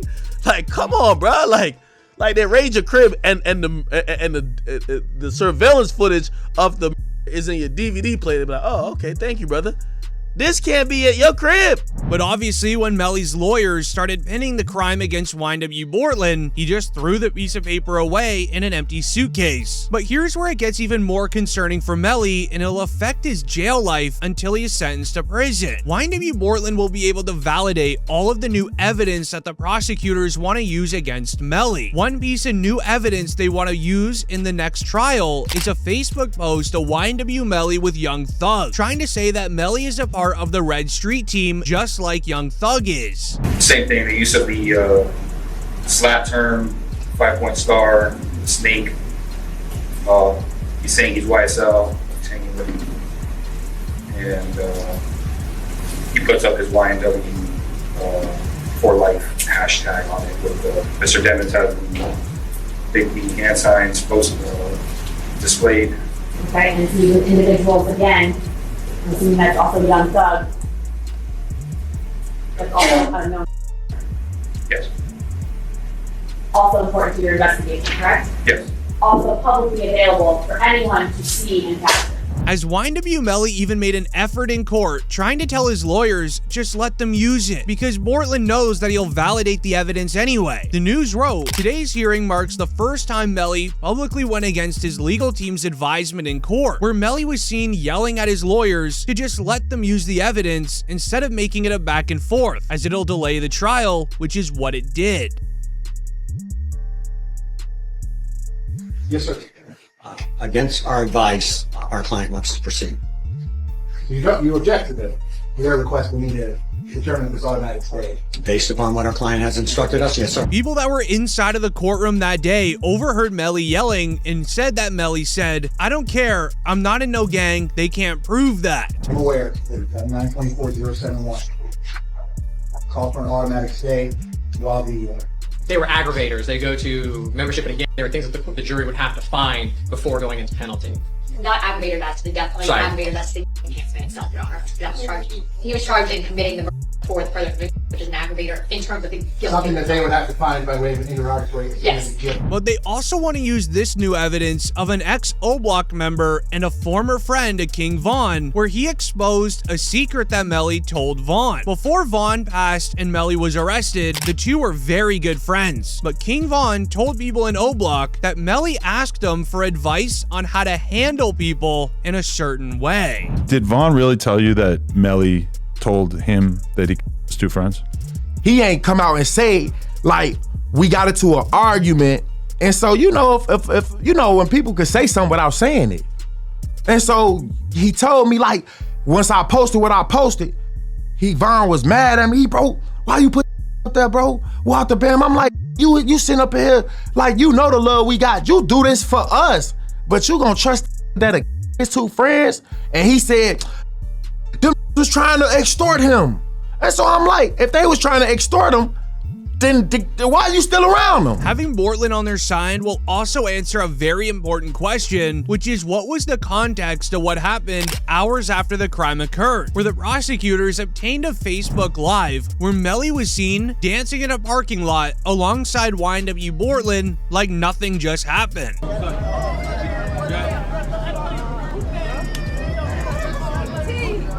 Melly still turned regardless of what happened this early morning.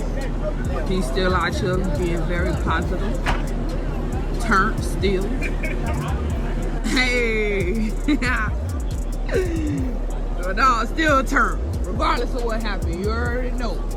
But do you believe Melly deserves the life he's living in jail right now, or should he be allowed to at least talk to his family on the phone? Comment down below and leave a like if you're a fan of Melly's music. Kodak Black has been able to beat the court system for several years. However, his recent arrest is very serious. Warrant has been issued for South Florida rapper Kodak Black. Officials say Bill Capri, better known as Kodak Black, violated the conditions of his pre-trial release. This mugshot is from his initial arrest last year when troopers pulled him over for driving with an expired driver's license and tags and found drugs on him. Hey, look, come here. I'm not gonna arrest you on all right? This is just for the time being. Come on, officially. All right. The Florida court system just released a new evidence file against Kodak Black, with the name of the file being End of Kodak. It was written, according to Broward County, the Kodak Black felony trafficking and possession trial is set for late 2025. The rapper is being taken into trial instead of being sentenced to a rehab program, as Kodak didn't take this well at all, going on TikTok Live looking absolutely terrible while doing anything he could to just get a rehab sentence. Yes, I like that. All right, DP, thank you, brother. Yeah, you was born. All right, coming up next, I want to play some Drew Hill. I got Camper, I got Anita Baker, all on the way. My name is QB Rodriguez. I'm in for Shelby Russian today. Hot 105. Russian today. Hot 105. A lawyer inside of the courtroom wrote, chatter inside the court between prosecutors and law officials make it sound like Kodak isn't going to be given another chance. It's time to face a sentence, but for how long? As with his case now going through the court system, we were able to see the body cam footage of when Kodak was arrested. Hey, look, come here. I'm not gonna arrest you on all right? This is just for the time being. Come on, officially. All right. You know your license is no good, but I'm not too worried about that. That's a ticket, right? That's a ticket. As in today's court hearing, the prosecutors told the judge to get Kodak in jail until the trial begins. He's not doing anything good in the free world as of right now, while showing the judge a recent live stream from Kodak Black of him jumping up and down on his counters, not even acting like a human. Bitch got the singing. What you want to Mac? Got some singing. Got it singing. You get to the boy. Got some singing. Boy, want raise you on your back. Yeah, stuck on the mat. Hey, stuck on the mat. Then a bed rest. There's a long nap because she took it out today and you can't do it back. You can't Where thankfully the judge said Kodak is free until trial begins, but they also reviewed his older case, which is where things get concerning. Kodak Black was arrested on this exact charge 2 years ago in a separate case. This then makes Kodak a repeat offender. Now on February 28, 2023, it was announced Kodak Black admits to being on drank, but denies being on other items after pleading not guilty on possession and firearm charges, where he went to the courtroom for 1 day, pled not guilty on all charges, then went home and admitted to the charges on live. I was on the and I was asleep in front of my family house, bro. That's it. I was on that drink, sleep in front of my people's house, but that ain't illegal. And that ain't illegal. So all that shit is just the process that it had to be in other mud shot. The process that even though like bogus is plastered all over the internet, then on top of that it's like, bro, like I'm Haitian, and then it's just like my era, bro, like, nah, like, man, you better off. Shortly after this IG Live, the feds then raided his Florida home, they arrested the rapper, and he was brought into jail, where 1 month later, his lawyer Brian Cohen was able to secure a deal to have Kodak sent to rehab rather than sitting in jail for 3 years, which was his sentence. Kodak, whose real name is Bill Capri, faced a judge Tuesday in Orange after turning himself in following an arrest warrant issued for violation of his pretrial release. Authorities said he tested positive during a random test earlier this month. What is this? Unjust and not right about this situation. Black, addressing the judge after the pretrial release technician testified he may have mixed up the samples between Black and another patient. There's no way you tested positive. We can resolve that by way of a hair sample, and that'll clear you. Judge Barbara Duffy then asking for a hair sample today to clear up the alleged mix-up, which Black refused, rather choosing to check into the Legacy Rehabilitation Facility for 30 days as part of his pretrial release. But now in 2025, Kodak Black just committed the exact same charge again, making him a repeat offender, meaning the court system will not take it easy. According to the court files, the prosecutors built up an entire evidence file of Kodak going downhill using extracurricular items, proving that what he was arrested for, he does every single day. I was able to find the entire file, and it reads, only 3 weeks after Kodak was released from his rehab program, he was then featured on a Kai Cenat live stream. He was seen having extreme sweats, swatting at things that weren't there, shouting random words, all in front of 80,000 live viewers. You can't always say it, but at times when it feel good, that's what you say sometimes. Yeah. I thought your name was Bubba. Hey, oh. The morning after the live stream, Bill Capri, otherwise known as Kodak Black, would then hop on IG Live trying to explain the situation to his fans. Thousands of fans were upset as Kodak Black just broke his sobriety for a live stream. Come on, say y'all people like who be on that, y'all be on all type, y'all be on say all type of stupid. But I take me one and y'all be so hurt. Y'all wanna like it anyway. Yeah. Everybody else who be coming like on that timing, they ain't got no motion. They broke, they hurt, they something, or they trying to come into life some kind of way and trying to like look any type of lift. Yeah, I could come in that way. Oh, I think you need help. Oh, look, bro. Try to like, and then you don't think. As with millions disappointed that he broke his sobriety, made himself look terrible on live, the strung out moments would only get worse from here. He wasn't taking the criticism well. He lost a lot of fans in what he did, so he went on IG Live saying that he's just waiting to pass away. Everybody getting while we waiting on other people too, right? Other people, they don't know how to let time do its thing. Hey, bro, like let time do its shit, bro. Time is the best, what you call it, whether it's gonna heal or whatever it's gonna let, you know, let time do its shit. You gotta be patient. Love is patient, love is kind. You know, like what I'm saying, it makes absolutely zero sense, no sense at all to try to approach the situation with any type of aggression.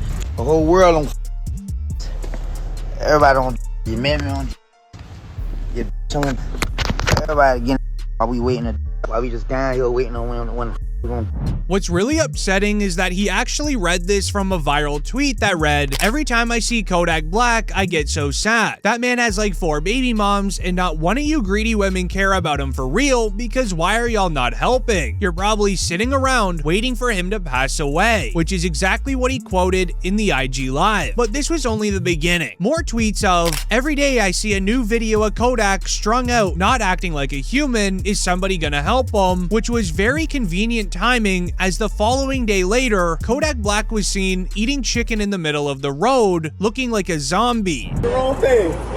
Take a seat next to him. Take a seat next to him. Enjoy that food. Enjoy that. Take a seat next to him, brother.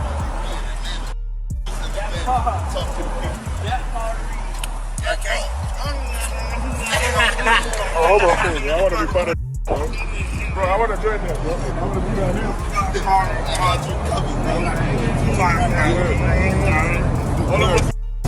This would end up going viral online. It's clear Kodak needed some help, so this video got the attention of none other than Kanye West, where he would go on his own IG Live asking other rappers in the Florida area to come alongside him and try to save Kodak.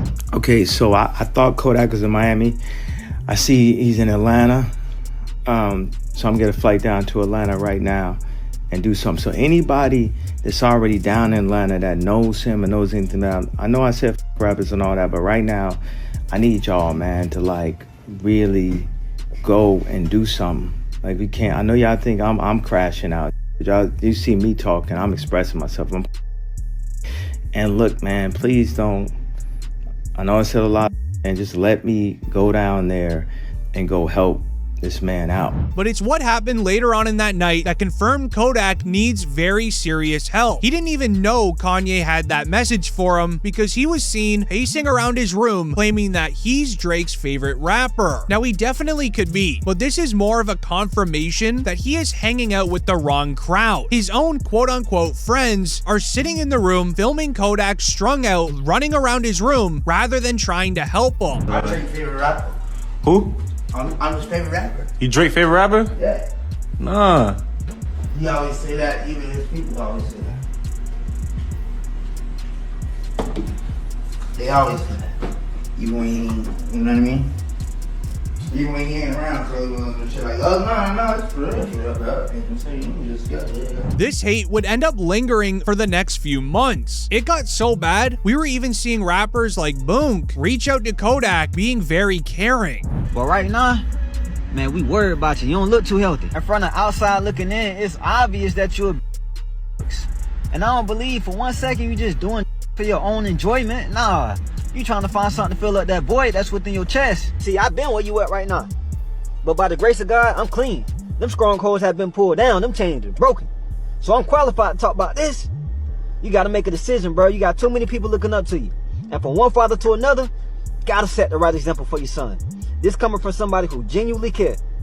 So if you come across this video, you want to sit at the table, break bread, man, holla at me. But it seemed like no matter who reached out, Kodak Black wasn't listening and he wasn't responding to anyone. As just 1 week later, things got even worse. A fan would try interacting with Kodak, saying that he loves it when Kodak is clean, leading into Kodak responding very aggressively. Say I love when Kodak's sober. Change sober. I love sober. That is 1 for 2. I know it's sober. For what? For what? Look at all this money. Look at all this cash. Sober for what? We young sober. Young sober. He then showed up to a Baltimore Ravens game the next week after, once again looking completely out of it. A tweet read, "NFL fans are worried for rapper Kodak's health as he appeared off while showing love to star quarterback Lamar Jackson in the Ravens." Hey Kodak, what you gotta say about the Ravens, big G? I love the Ravens. Hello. Hey, what about that boy LJ, man? What you gotta tell the flock about that boy LJ, man? Yeah. Hey, that boy Yak in the city. Yeah, Yak in the city. I live out here. Hello. Yeah, Yak in the city. Baltimore. Let him know. go. This was the final straw for many in the rap industry. It was clear videos to Kodak trying to help him were not reaching him, which is then when it was announced Wallow and Gilly give life advice to Kodak Black, saying don't ever doubt yourself, you got them babies counting on you, physically going to Kodak and sitting him down. Don't ever doubt yourself, you got them babies counting on you. There's gonna be times where you're gonna doubt yourself, you're gonna be in pain, but them babies counting on you, you gotta be here. And I'm telling you that because a lot of people get around you and they see your success and they say, oh man, a lot of people need you, and they yes man you. I ain't here to yes man you. You know me, every time we connect with you, you know I got love for you. Not because I need you, I got love for you because you're a young cat and I was young, Gil was young. Live. And I'm telling you that because you see that love that lady get, you see how you light up when I talk about your babies? Live. These people wanna laugh, they wanna joke, they wanna criticize. They don't know your pain, I don't know your pain. But I know one thing, them babies counting on you. Trying to reason with Kodak on his recent struggles, as his life is a lot larger than just him. According to Google, Kodak Black has 5 children, while also being the main breadwinner for his own personal family. But this really affected Kodak. He would then be seen hopping on IG Live the following day, saying that he's really just never felt true love. I know girl treated you right, never, bro. I never had a bit of love. I never experienced love before. I never experienced it. I never experienced it, bro. I never experienced it, bro. I never did, bro. I never did, bro. I never experienced love, bro. I never did, bro. I never had it. I never had it, bro. I never had it.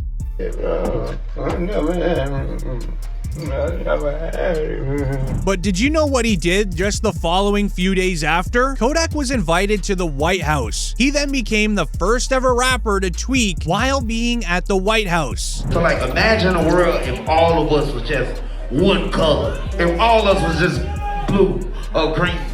Oh, if everybody was smart, you gotta have some dope people. Oh, what if everybody was rich? Who's gonna take the trash out? This would end up going viral online. Kodak Black would even respond, saying that he wants to apologize to everyone, saying he wants to use his influence for change, as being invited to the White House is a big honor, especially for a rapper who comes from the streets like Kodak. I'm honestly, I'm sorry to everybody. I'm sorry to the people who I heard it. I'm sorry if you don't understand me. I'm sorry if you just don't like me. I'm sorry, and I'm sorry, and I'm sorry to everybody that I wronged, and I'm so sorry to all the times I made my mom cry, and I'm sorry to all the girls whose heart I broke. I'm sorry to Young Miami. You know what I'm saying? For kind of disrespecting her and stuff like that. She accepted my apology. She did? As it really seemed like something clicked, Kodak would then finally respond to Kanye West's message trying to save him. Yeah. Kanye a real one. You know why you a real one?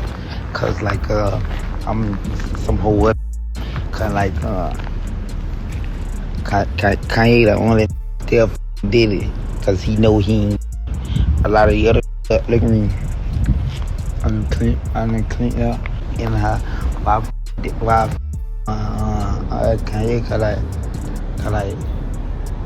Knowing what Kodak Black's charges were and everything I just showed you will be shared with the judge, would you rather see Kodak go to rehab or finally go to prison for a few years to learn his lesson? A new rapper just got onto the list after the Fed started investigating Yo Gotti for the passing of young Dolph. To understand his involvement, it's important to know how young Dolph passed. Tonight, we strongly encourage everyone to stay home if you do not have to be out.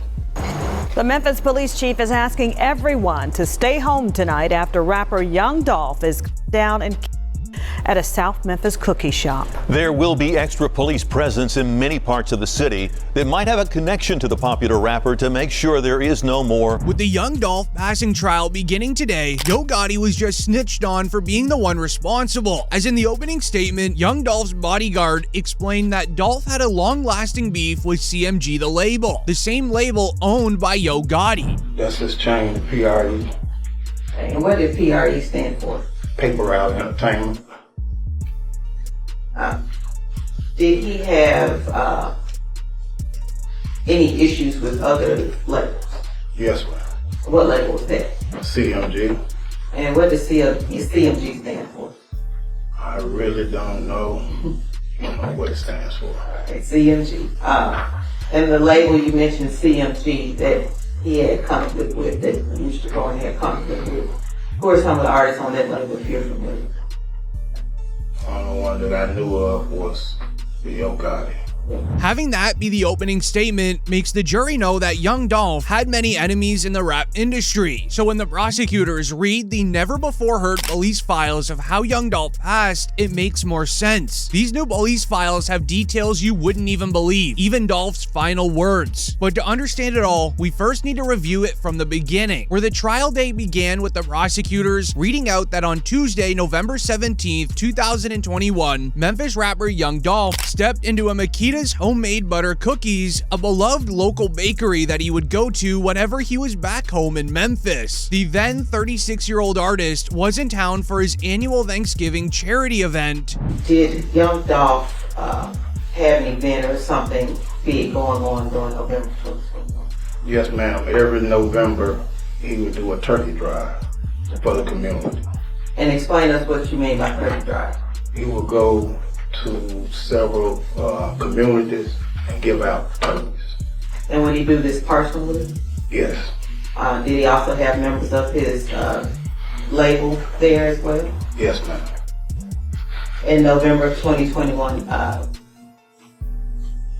was he in Memphis doing that? He was in Memphis, but he didn't participate in the turkey drive. As in the bright early afternoon, as young Dolph waited inside for his favorite cookies, a white two-door Mercedes pulled up outside. In an instant, two masked men leaped from their car, armed and ready, shattering the quiet scene, targeting young Dolph as only him and his brother were in the inside. The suspect's girlfriend would even snitch on him inside a court today, confirming the hit. So what did he tell you? He said,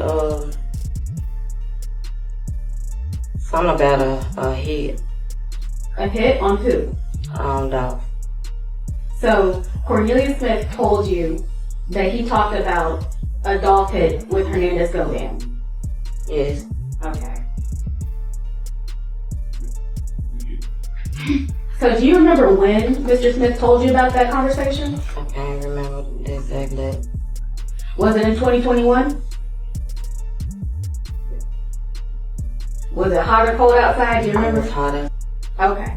The police files continue reading that it happened in broad daylight, where surveillance footage would reveal an image of two men in sweatshirts and masks. One man had a banana clip firearm, while the other was gripping a regular. At 12:24 p.m., Memphis police officers then responded to an incident that was called on the Airways Boulevard, and they sadly found young Dolph laying on the shop floor, being affected multiple times. They had approached the storefront and opened fire through the window, giving young Dolph zero time to prepare for it. In the chaos, an employee behind the counter even ducked for cover as there was rounds tearing through the glass and walls. As young Dolph's own brother, who was with him inside of the cookie shop, managed to scramble away to safety, as while Dolph was affected 22 times with zero chance to escape, his brother thankfully didn't even get a scratch. A witness to the crime would call the police, screaming on the phone and quote, "He was inside a Makita's. Someone just rolled up on him and took his life." Outside of the bakery, more witnesses would continue to pile up. They could barely comprehend on what they just saw. A beloved hometown rapper just got ran down down in the neighborhood cookie store, which was also his favorite spot. The suspects would then flee the scene as swiftly as they came, peeling away in a white Mercedes that moments earlier had lurked around in the parking lot, making sure that it was young Dolph's Corvette before pulling into the driveway, had left the scene shattered in glass with shell casings as young Dolph's brother retaliated while they were driving away. With all of that explained in front of the jury, people inside the courtroom saw the jury looking very uneasy, knowing they have to make a decision on this and hear all these other details. As things got more intense once the guilty man's girlfriend took the stand and gave every detail. She explained that Cornelius Smith, her boyfriend, told her that right after the hit took place, a man by the name of Big Juke was the one that put money on young Dolph's head, who is also affiliated with Yo Gotti, as his girlfriend would reveal the amount while on the stand. Did he ever tell you about a dollar amount? He mentioned a dollar amount. Do you remember what that dollar amount was? It was between $1 million and 1.5. Okay. And so this discussion that y'all had, was it before Adolph Bortland? Yeah. Okay. And so did Mr. Smith ever tell you any specifics about this hit on Dolph? No. She would also reveal that after the crime took place, the suspects would then go to a nearby apartment complex, hiding out, changing their clothes, then calling that same girlfriend to leave her job and come pick them up. Does that car look familiar? Yes. Is that your car? Yes.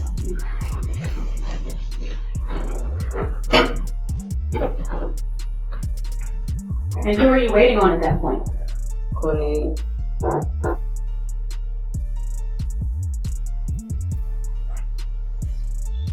And who's that walking out right there? It's Cornelius with a bag in his hand. Is Cornelius in the black? Yes. Okay. And at that point, is he walking towards your car?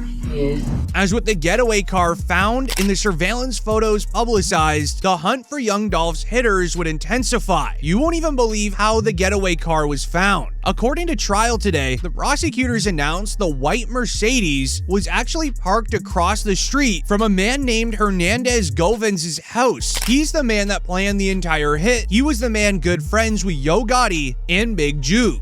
They get back in the car, speed off, but not before Thornton's brother, Marcus Thornton, fires and Smith. So Smith and Johnson are in this stolen white Mercedes. But where do they go? They go to ditch the car. They ditch the car, and we'll hear from Sergeant Dabney that the car was left at 1174 Bradley Street, which they later found out is directly across the street from the defendant's home.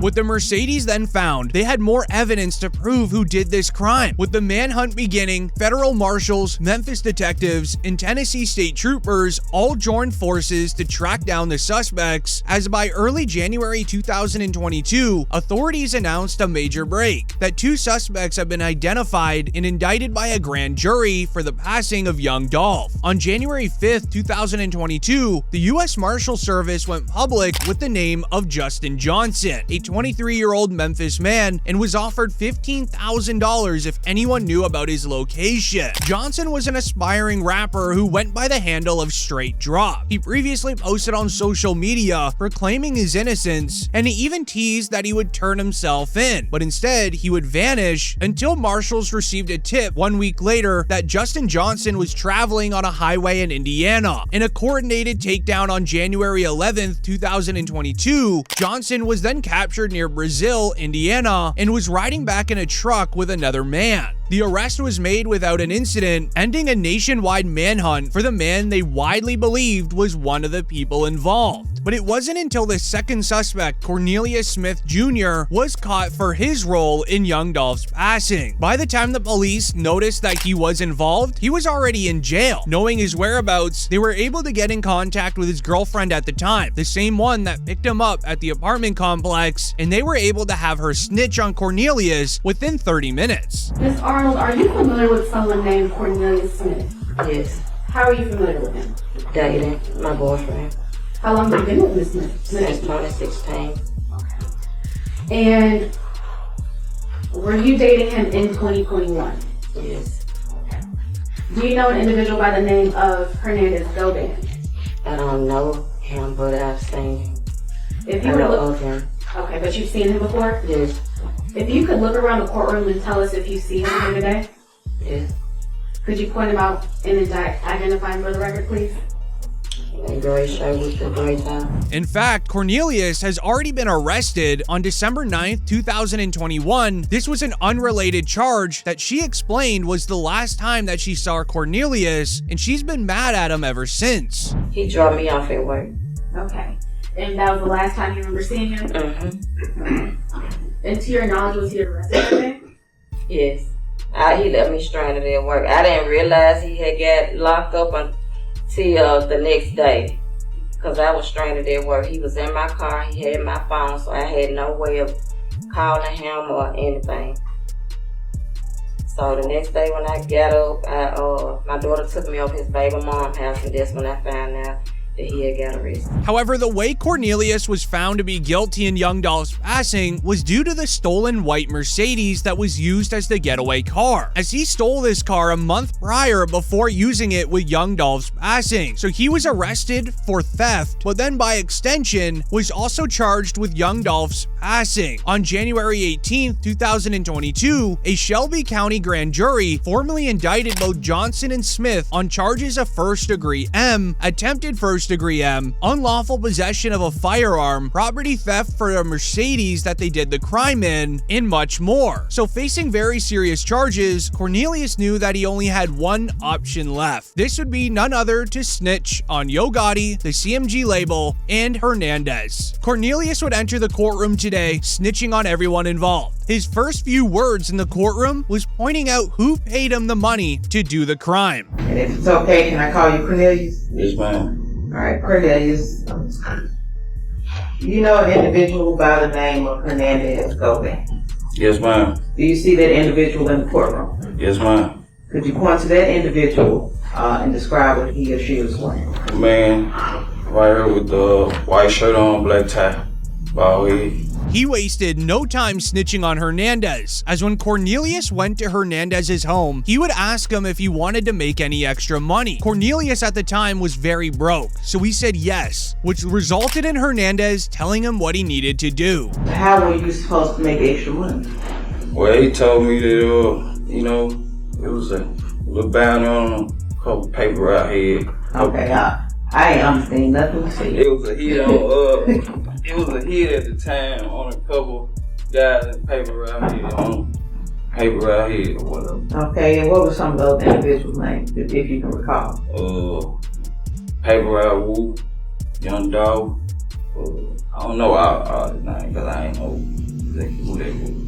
When saying there was bounties on papermen, he's referring to Young Dolph's label, Paper Route Empire. He would then even go into full detail about the prices that he would have gotten if he completed the jobs, which left the courtroom speechless. He mentioned the prices on, you know, Woo had 50 on his head, Young Dolph had 100 on his head, 5 on his head, 10 on his head. He mentioned the prices too. So it was almost like a catalog. This person cost this much. This person cost this much.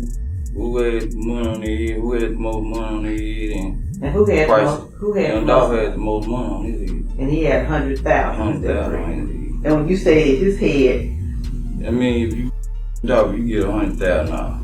In the Young Dolph trial, they would then go into full detail about his beef with Yo Gotti's label, CMG. It goes and reads, Young Dolph and Yo Gotti were both famous rappers from Memphis back in 2014 when Yo Gotti wanted Dolph to join the label, CMG. Young Dolph said no because he wanted to stay independent and build his own company called Paper Route Empire. The decision caused bad issues between the two. The beef then only grew worse when Young Dolph released a diss track titled Play With Your Girl. video that mocked Yo Gotti. After that, the real issue started in 2017 when Young Dolph's vehicle was targeted 100 times in Charlotte with firearms. Thankfully, he survived because his SUV was bulletproof, but later on that same year, he was targeted again in Los Angeles and almost passed. Police even looked at Yo Gotti as a person of interest, but he was never charged. But another rapper close to Gotti, Black Youngsta, was also arrested for the Charlotte incident. His charges would be dropped, but this was only the beginning. By 2021, the feud was still not over. Prosecutors say that Yo Gotti's older brother, Anthony Big Juke Mims, then put out a $100,000 bounty for Young Dolph. This means that anyone that completed the job would get $100,000. But court files also say that Big Juke also put smaller bounties on other rappers that were signed to Young Dolph's label. Even a man named Hernandez Govan, as mentioned earlier, was the one that set up the entire plan for each individual rapper of Dolph's label. Govan even told Justin Johnson and Cornelius Smith where Young Dolph would be on this exact day. He then promised to pay them after the job was complete. In return, Hernandez was supposed to keep $10,000 for himself for setting the job up, which in my opinion, Hernandez needs to go straight to prison, and same with the two suspects. If you agree, comment down below and leave a like if you're a Young Dolph fan. However, there is rappers already arrested by the FBI like Fetty Wap, Pooh Shiesty, and Tory Lanez. But comment down below any rappers that I may have missed, and leave a like on the video if you're a fan of rap music.